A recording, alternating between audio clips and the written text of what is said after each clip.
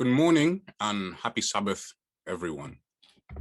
Before I continue, I would like to ask if I can be made a co-host so that I can share my screen. Thank you. And first of all, let's open with a word of prayer very briefly. Dear Lord, thank you for giving me this opportunity to speak. And before we get into it, I'd just like to ask for your presence and please speak through me. In your name I pray. Amen. Thank you very much for that wonderful special item. Very, very well sung, and I have personally been blessed by it. I'd also like to thank Sheffield Cardinal Church and your pastor, Pastor Derek Simon, for extending the invite to me to come and speak to you. Very, very humbled. And finally, as some of you may have seen in Sabbath school, I have not come alone, but I've come with some of the young people from my church who have come to support. I don't want to name names because if I forget one, it will be very, very bad. But you guys know who you are. Thank you very much. I told them that I was going to be here speaking, and I said, guys, I've been through this material before. You don't have to come. However, they still were very eager to come and support. So God bless them abundantly. We had a wonderful time this morning in Sabbath school. Some of us got a little bit excited. Some of us had backgrounds we maybe shouldn't have had. But never mind, nevertheless, we're here and we praise God for it. As the title of the message says, where are my blessings? Where are my blessings? Have you ever thought about this question? Where are my blessings? Blessings are a crucial part to the Christian walk. We sing songs about blessings, showers of blessings. Come thou fount of every blessing, blessed assurance. And even when we speak to people, some people don't even say bye. They say, God bless you. Blessings are a crucial part of our Christian walk. However, have you ever felt as though your blessings aren't quite where you want them to be? You think to yourself, yeah, I've got good health. I guess I woke up this morning. I guess I'm alive. Those are blessings enough. But I'm talking about serious blessings. You know, sometimes you feel like if I could just get that promotion, or if I could just get my grade up in maths or science or English or geography or whatever subject it might be at school, if you could just get this one breakthrough blessing, then your life would be okay. I know that I've certainly thought that several times in my life, especially when you look around and you see other people getting their blessings. Other people are being honored with positions. Other people are being recognized. Other people are getting things, and you're just working as hard as they are, if not harder. And you're sat there thinking, well, what about me? Have I drawn the short straw here? Where are my blessings? I must not be the only one who's thought like this. I've spoken to several people, and it's something that we go through in life. We're human. So in the next few moments that we're going to spend together, we're going to be looking at the topic, where are my blessings? Specifically, we're going to look at people in the Bible, examples of individuals in the Bible who, when they have been faced with this question, what is the answer that God has given them? I'm going to give you 5 examples of people in the Bible who were also looking for their blessing, thinking to themselves, where's my blessing? Where's my blessing, Lord? And God gave them an answer to where their blessing was. And hopefully, by the end, if you're wondering, where is my blessing? That question will be answered. The first person that we are going to look at is Abraham. Good old Father Abraham. He wasn't always a father. Let's read the verse.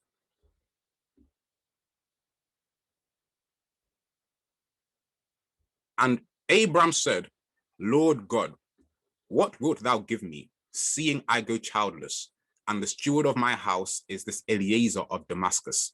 And Abram said, behold, to me thou hast given no seed, and lo, one born in my house is mine heir. And behold, the word of the Lord came unto him, saying, this shall not be thine heir, but he that shall come forth out of thine own bowels shall be thine heir. Just to give context to those verses, the Lord had promised Abraham that he would be a father of many nations. His descendants would be as numerous as the stars of the sky. How can you be a father of many nations if you haven't got a child? That was the conundrum in Abraham's head. And the blessing that he was seeking was a blessing that God had promised him. God had said to him, Abraham, I'm telling you now, I'm God, and I'm telling you, Abraham, that you will have many, many descendants. But when Abraham would sit and would ponder, he would be thinking to himself, where is my blessing going to come from? Fair enough, God has said I shall have many descendants, but my wife is old, very, very old. She's past childbearing age. How on earth is this blessing going to materialize in my life? And sometimes that happens to us. There are blessings that God has promised us. God has said, my son, my daughter, I'm going to give you this thing. And even though God has promised, it doesn't look like this thing is going to happen. In fact, it looks pretty much impossible. And this is the situation that Abraham was in. At his age, getting a child was an impossibility. But the fact of the matter is, God had said it will happen. So Abraham was there wondering where his blessing was going to come from. This is lesson number one. For one reason why our blessings may not come when we expect them, and that is for the testing of our faith. God could have given Abraham a son almost immediately, but he made him wait. He was testing Abraham's faith to see if he was truly, truly worthy of the blessings that he was going to get. Testing his faith, testing his loyalty, and testing how true and dedicated he would be to the cause. You guys can speak if you want to when I ask you questions. So, first question, did Abraham pass the test? No. Unfortunately not. He did not pass the test. He took matters into his own hands and said, you know what, Lord? Right now, I can't see how your blessing is going to come to fruition in my life. Let me just help you a bit. And he did. He ended up sleeping with one of the female servants. And because he failed the test, God had to subject him to an even harsher test. We're not going to go into that right now, but you guys know the story. He failed the test number one. So the second test was, Abraham, I'm going to have to ask you to sacrifice your son. Before we move on to our second example, you may be in a situation where God has promised you something. You know it's clear as day in your head. God has said to you, my son, my daughter, I will give you this. My son, my daughter, you deserve this in your life. My son, my daughter, by all means possible, this is going to happen in your life, but it's not happening at the time that you want, or it looks like, to human perception, to human eyes, it's impossible. It may well be that your faith is being tested. Your faith is on trial, and all you have to do is ride it out. In the end, you will get your blessing. In the end, what happened? Abraham and Sarah had Isaac, and they had descendants that were more numerable. Maybe the stars of the sky was a bit of an exaggeration, but you know, poetry, metaphors, and similes, the Bible does what it has to do. But there were many of them, that's the point. So that's the first one, Father Abraham. The second example that we're going to look at comes from the book of 1 Chronicles chapter 17, verse 1 to 4. 1 Chronicles chapter 17, verse 1 to 4.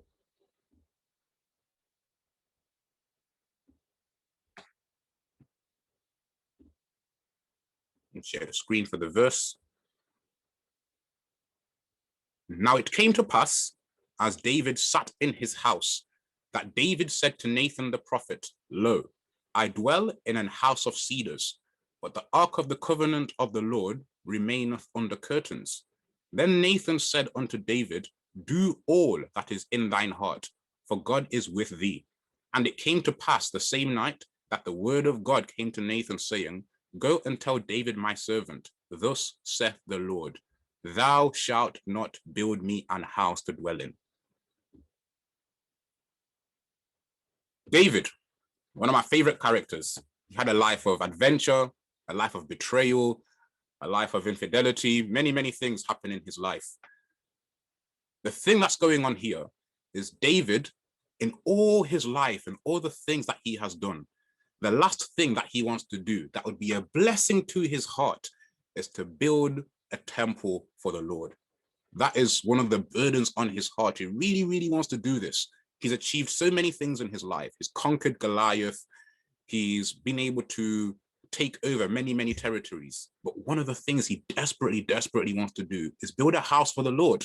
How can the Ark of the Covenant be in a tent in the wilderness when David is living in a palace? It just doesn't make sense to him. And he says, Lord, as a gesture of gratitude, as a gesture of how grateful I am for everything that you have done for me, please, please, Father, let me build you a temple. That is the blessing that he's after, the opportunity to build a temple. He's not allowed to do it. He's not allowed. And the thing is, it's a good thing. He's not asking for a PlayStation 5. He's not asking for, I don't know what people want. He's not asking for a Lamborghini. He's not asking for a fresh pair of Jordans. He's literally asking, Lord, I want to build you a house. Do you guys know how many churches are in the predicament of trying to raise funds for the church building? So many. I've been to many church meetings where like, oh yeah, guys, we need to raise funds for our church acquisition. We're renting, we're leasing. If we could have our own building, that would be amazing. And David's like, yeah, Lord, I'm ready. I'm available. I want to build you a church. I want to build you a sanctuary. I want to build you a temple. And the Lord's saying to him, no, you cannot do this. I shall not grant you the privilege of building this temple for me. And why? What's the reason for that? We'll read on. 1 Chronicles 22, verse 8. But the word of the Lord came to me, saying, Thou hast shed blood abundantly, and hast made great wars. Thou shalt not build an house unto my name, because thou hast shed much blood upon the earth in my sight. This takes us to lesson number 2. There are some blessings that simply cannot be given to us, not because we've done anything wrong, but because for whatever reason, we are disqualified for those blessings. When David was shedding blood, when David was killing Goliath, when David was out here just dispatching of the Amorites and dispatching of the Jebusites and all the other ites, this was under the instruction, the strict instruction of God. He wasn't sinning, but God said, you've done all this stuff. You've shed innocent blood. You're a bloodthirsty guy. Therefore, I can't let you do this work. And there'll be situations in our lives where, for whatever reason, we are disqualified from certain blessings. Not that we've done anything wrong. It's not that we've upset God or God is being mad at us. It's just that we cannot have them. And that's the same situation that David was in. David had the privilege of being able to know exactly why he was not allowed to have this blessing. But that doesn't always mean we're going to have that same luxury. God might just choose to withhold the blessing and not send Prophet Nathan to come and say, oh, you know what, Asante, the reason that you haven't got this blessing is because you sometimes say things that you really shouldn't say. You know, sometimes he may give you a reason. Other times, you're just going to have to be there patiently waiting. If I was David and I wanted to do the Lord a favor, if I was David and I wanted this blessing and he said no, I'd be feeling so hurt in my heart. I'd be feeling sour. I'd be feeling like, Lord, I've done so much. You describe me as a man after your own heart. Like, I'll be sulking. But let us see how David reacts. He doesn't do any of that. In fact, if we go to the same book, 1 Chronicles chapter 22, verse 5, this is how David reacts to this sad, sad news that he cannot build the temple. Now, David said, Solomon, my son, is young and inexperienced, and the house to be built for the Lord must be exceedingly magnificent, famous and glorious throughout all the countries. I'll now make preparation for it. So David made abundant preparations before his death. Instead of David sulking, instead of David sitting there just licking his wounds, what he decided to do was to gather material, to spend his time gathering gold, gathering silver. I don't think the temple had bronze. It was too bougie for that, but it had a lot a lot of high quality materials. And David just spent time, the last years of his life, gathering. So even though he was excused from the blessing, even though he wasn't allowed to have the blessing, even though he had been disappointed to the core, he said, you know what? Whoever the blessing is for, I'm going to support them wholeheartedly. And if it wasn't for David's contribution, the magnificent temple that was built by Solomon would not have been as magnificent as it was. When Solomon stepped on the scene, all the gold was prepared, all the cedar was prepared, all the stone was prepared. Why is that? Because David, in his moment when he could have been sulking, was there trying to elevate his son and elevate others. So that's example of David. Just to make sure we're all awake, the first example was from who? Which character?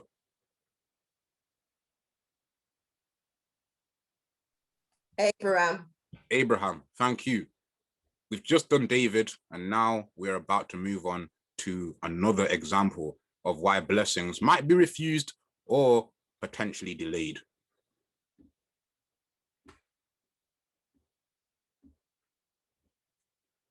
1 Samuel chapter 8. It's on the screen. We're not even going to read any verses. All we're going to read is the heading. It says, Israel demands a king. The Israelites sometimes. Israel demands a king. They didn't ask, they demanded. Context. The Israelites, prior to this point, they didn't operate as a democracy, but they operated as something which is called a theocracy. That basically means that instead of having a king or a House of Commons or a Congress, as many, many countries do, they operate under the direct leadership of God. When God speaks, they move. You know, they had the pillar of fire and the cloud. Everything that they did came from the mouth of God. They didn't need a king. They didn't need a monarchy. They had no Boris Johnson. They had no Joe Biden. They had God. That's who they obeyed. That's who they followed. And things were going well. When God was their leader, things were going well. However, a point came when the Israelites started to look around at other nations. The Philistines, they've got a king. The Amorites, they've got a king. We haven't got a king. Wouldn't it be nice if we had somebody who would be our focal point? When we went marching into war, we would have a champion who would be at the forefront, rallying the troops. Wouldn't it be nice? Right now, we haven't got that. And because they started to compare themselves to other nations, they really thought that they were missing out on the blessing of getting a king. They thought that they were losing out by not having a king. And they pestered. In fact, they didn't pester. Word for word, the verse says they demanded. Israel demands a king. The nerve of them to demand a king when God is their king. And God had been telling them, guys, you really don't want a king. If you have a king, the king is going to levy exorbitant taxes. He's going to take your children and he's going to make them enroll into the military. Don't do this king business. It might look good, but trust me, do not do this king business. But they pestered and demanded until God was like, you know what? Go ahead, have a king. And if we know anything about the history of the kings of Israel, we can probably count on two hands, or even one hand, how many of them were pure, righteous, and tried to live a godly life. So the lesson from this is that there's some blessings that God may prevent simply because they're not blessings. We may think they're blessings. We may think, oh, if I had this thing in my life would be amazing. If I had that, if I could just secure these funds, or if I could just secure this car, if I could just secure this female, wouldn't my life be complete? But God might be saying to you, like he was saying to the children of Israel, my friend, I'm telling you right now, what you think is heaven is actually hell. I remember when I had just finished my GCSEs and I was going into my A-levels, about to start uni, preparing for that. I really wanted a car. Desperately wanted a car. I love driving, maybe a bit too much, but I do love driving and I wanted a car. And I said to my parents, I want a car. Please, can you support me in my plans to get a car? But they said to me, you don't really want to get a car. A car is a liability. You don't really need one. You can get the bus, you can get the tram. Nottingham is very, very well connected. You just want a car because you want to show off. You just don't get a car right now. You don't need one. Be patient. Your time will come. However, I didn't listen to that. It all went through one ear and came out the other ear. So I got a job. It wasn't a high paying one whatsoever. No. It's not the job that should have been a job sustaining a car. Let's just say that. I didn't understand some of the costs that would come into buying a car, the insurance, the MOT, car breakdowns, all these things. But I was determined on getting a car against the advice of my parents. So I went to I did a bad thing. I went on Gumtree and I found a car for £495. If you know anything about the car market, if you see a car for that price, run. However, I was like, ooh, what a bargain. Let me get this car. Went on Gumtree, got the car. And I think within the first, was it even a week? It wasn't even a week. There were so many things wrong with it. Engine warning light came on. For somehow, the person who was selling the car had managed to disguise that. And I paid more in getting the car to a drivable condition than I did to acquire it. And my mom and dad, who had advised me prior about not getting the car, you know what? Let me not say they had a smug look on their faces. They didn't, but they kind of said, I told you so, but in a very, very comforting way, not to make me feel bad. And I realized that, you know what they were saying was right. I thought it would be a blessing. Instead, it ended up being a liability. I thought that it would give me freedom, but instead, I ended up in financial bondage. And this is a story and an example that I want you guys to take away.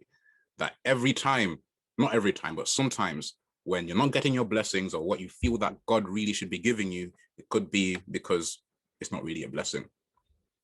Recap again. First person was who? Abraham. Second person was David. And now the third person we have just done is the nation of Israel. Thank you guys. As I said, we've got 2 more to go and then we'll wrap it up.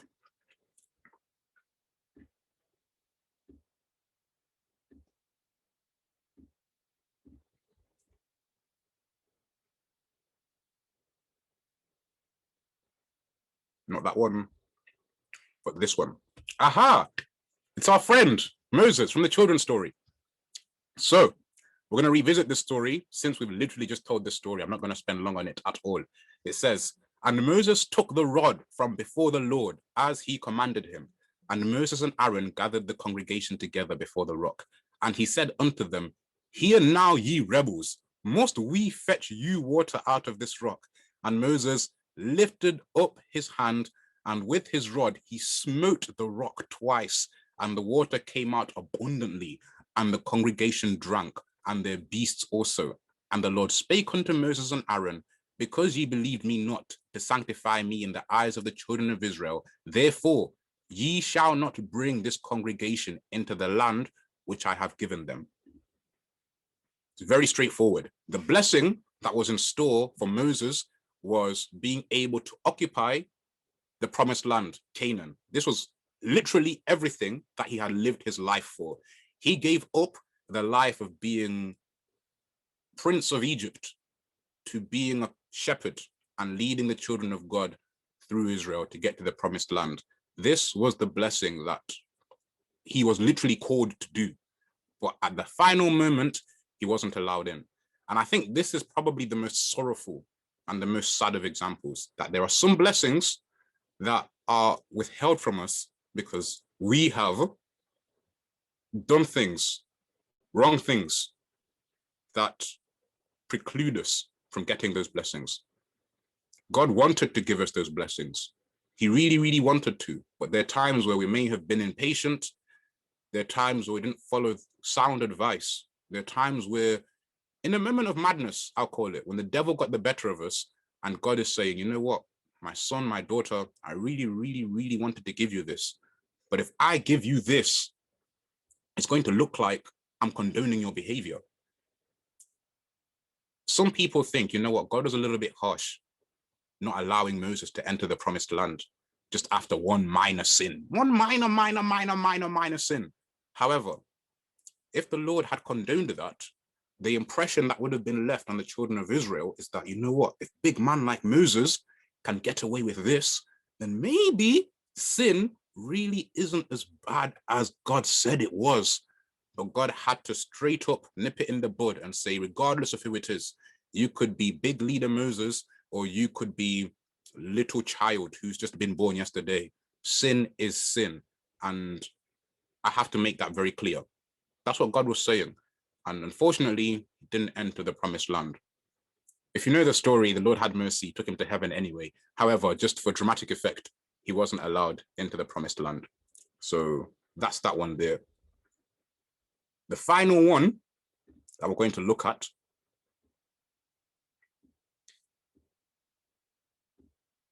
is from John chapter 11, verse 1 to 3. Now a certain man was sick, named Lazarus of Bethany, the town of Mary and her sister Martha. It was that Mary which anointed the Lord with ointment and wiped his feet with her hair, whose brother Lazarus was sick. Therefore his sisters went unto him, saying, Lord, behold, he whom thou lovest is sick. The blessing being sought after here is what? I'm going to let you guys say what the blessing is. What's the blessing here being sought after? Healing. The blessing of healing. Thank you. The blessing of healing. They're praying for something good. Jesus and Lazarus and Mary and Martha, they're good friends. They're a crew. They spend time together. And in the time when Lazarus needs Jesus the most, when the family needs him the most, Christ isn't there. He's out there doing ministry. He's doing other things. And it looks like he doesn't care. The family really want the blessing of, please, can you please give healing to our brother? But Christ lingers. He lingers so much so to the point where instead of him getting healed, he dies. And this is probably one of the most difficult ones to endure of all the ones that I've mentioned. For me, it's when we don't get blessings because the Lord wants the situation to go more dire before redeeming us. I don't know why the Lord does this. I really don't know why. Well, I do know why. I'm going to explain in a second. But there's serious times where we could be delivered early. We could be delivered from day one. But the Lord will sometimes let us endure hardship until it seems almost impossible for us to be delivered. And in the last moment, in the last ditch attempt, the Lord will be like, ha ha, let me save you. You thought. And one of the reasons why the Lord does this is that if we are delivered earlier, for example, in the story of Mary and Lazarus, we know that back in the day, if someone is healed, there may be cause for discussion. Oh, it could have been just a natural healing. You know, we've seen healings before. We've seen people get healed by natural remedies. Maybe Christ laid his hands and Lazarus could have been healed anyway. Are we really sure that it was Christ? And it's happened before in our own lives. How many times have we prayed for something? Praying for good grades, praying for traveling mercies. And we get the things, and then a little voice in our head says to us, you know what? Fair enough, you prayed, but you also revised. So was it God or was it your revision or traveling mercies? Fair enough, you prayed for traveling mercies, but you also tried your best to drive safely. Was it God or was it your careful driving? But there are times when God says, you know what? I'm going to make it unambiguous, beyond reasonable doubt, that it was me who gave you that. And sometimes this requires us to go through the most grueling of situations. Imagine Mary and Martha could have had their brother healed. Everybody's happy. But the Lord said, you know what? I'm going to let him die. Not for 1 day, 2 days, or 3 days, but he's going to be in the tomb for 4 days. Can't count. 4 days. 4 days in the grave. And when I resurrect him, it's going to be beyond any doubt that it was me who caused the deliverance. And when we get that level of deliverance, it's a testimony, not just to us, but to everybody who's watching. Just imagine everybody in those times. It would have been widespread news. Wait a second, Lazarus, right? Lazarus is healed. How? He was in the grave 4 days. But if he had been resurrected, it would have been like a minor miracle. But now, because of the endurance of having to wait the patience, what could have been something that maybe encouraged 3 or 4 people was something that encouraged millions and maybe billions of people, including those people who read the story today. So that's the last one. That's the last lesson. The final one can literally be how God will make us endure situations and not get our blessings immediately, because by letting us go through situations which are even more dire than they could have been, it's a huge witness to other people. Before we conclude, we're just going to do one last run through of everybody that we've talked about, and then I'll close in prayer. So person number 1 was who? Abraham. Fantastic. Person number 2? David. David. And who was number 3? A group of people.